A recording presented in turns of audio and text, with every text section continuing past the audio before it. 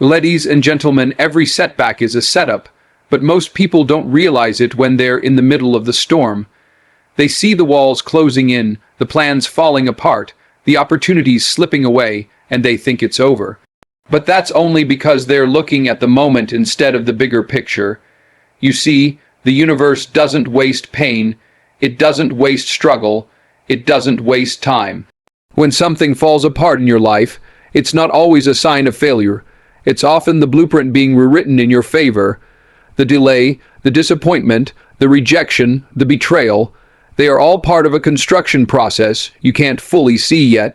It's like being pushed back only so you can be launched forward with more force than you could have gathered on your own. Every great comeback story started with a fall.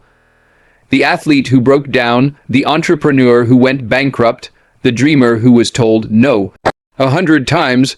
All of them stood in a place that felt like rock bottom, but rock bottom is solid ground, and when you hit it, you stop falling. That's when you can finally plant your feet, take a breath, and push upward. The pressure you feel in those moments isn't there to crush you. It's there to shape you, to strengthen you, to strip away the parts of you that can't handle the weight of the blessing that's coming. Sometimes what you thought was a loss was really protection. That job you didn't get, that relationship that ended, that door that slammed in your face. They were keeping you from rooms you weren't meant to enter, from people who weren't meant to walk with you, from battles that weren't yours to fight. Life has a way of pulling you out of situations you would have stayed in too long, even if it has to rip you out kicking and screaming. And when it does, it's setting you up for something you wouldn't have reached if you had stayed comfortable. Think about it, the seed has to be buried in the dirt before it can grow. That burial feels like the end to the seed, but it's really the beginning. The darkness, the isolation, the pressure of the soil, that's the setup.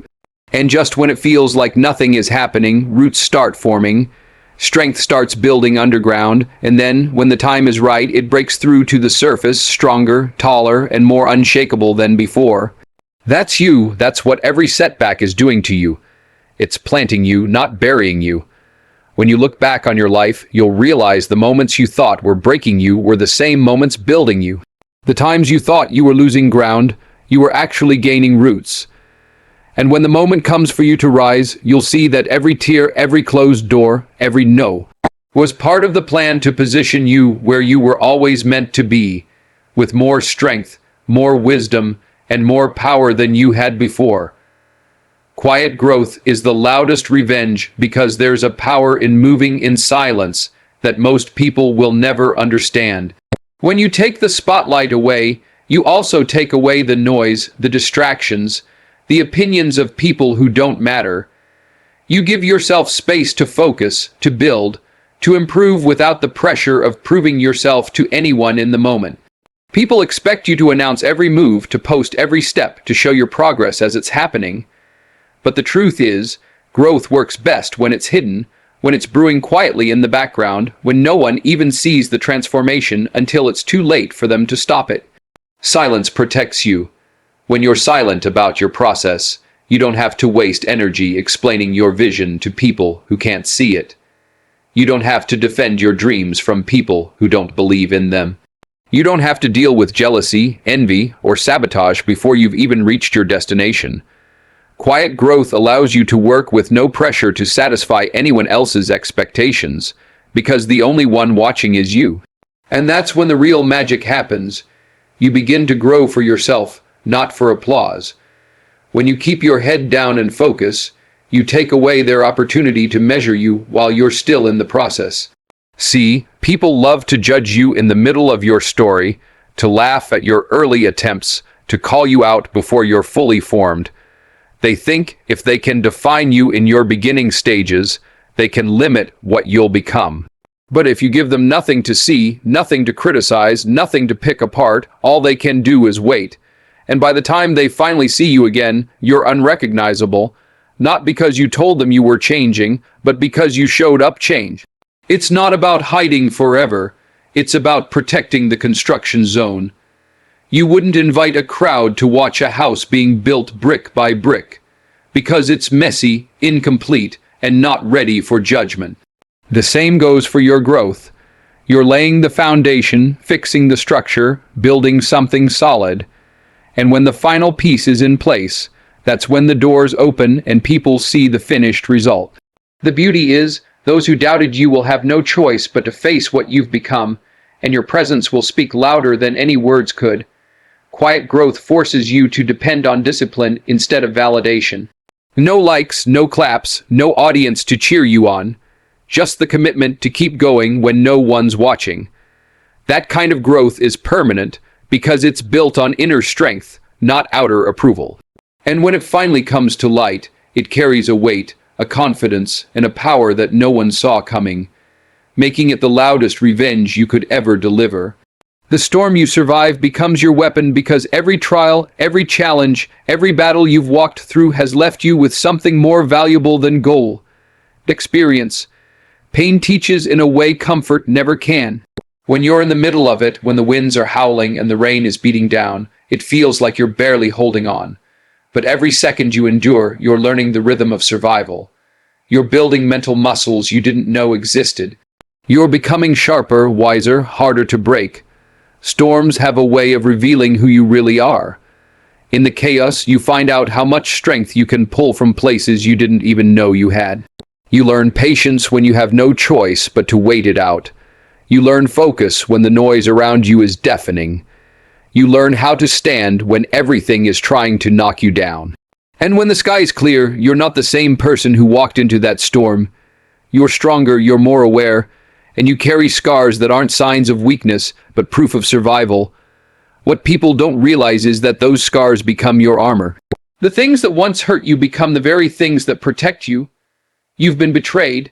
Now you can spot dishonesty a mile away. You've been broke. Now you know how to stretch a dollar and make opportunities out of nothing. You've been underestimated. Now you know how to move without the need for approval. Every hit you've taken has sharpened your instincts, and those instincts are your weapon. When you survive a storm, you also inherit the wisdom of navigating it. The next time the clouds gather and the winds start to rise, you're not afraid. You've seen this before, and you know how to handle it. That's what makes it a weapon. Your enemies might try to throw chaos your way, but they don't realize you've been through worse. They can't intimidate you with darkness when you've already walked through nights that almost broke you. They can't control you with fear when you've already faced the kind that kept you awake at 3 a.m., wondering if you'd make it, and the most dangerous part, you start to see storms differently. Instead of dreading them, you recognize the opportunity they carry. You know they can strip away the unnecessary, test your limits, and push you into becoming someone you couldn't become in clear weather. The same wind that tries to destroy you can be harnessed to push you forward if you know how to catch it. The same rain that tries to drown you can be used to nourish the seeds you've planted. That's why what you survive becomes your weapon. It's not just about enduring the pain.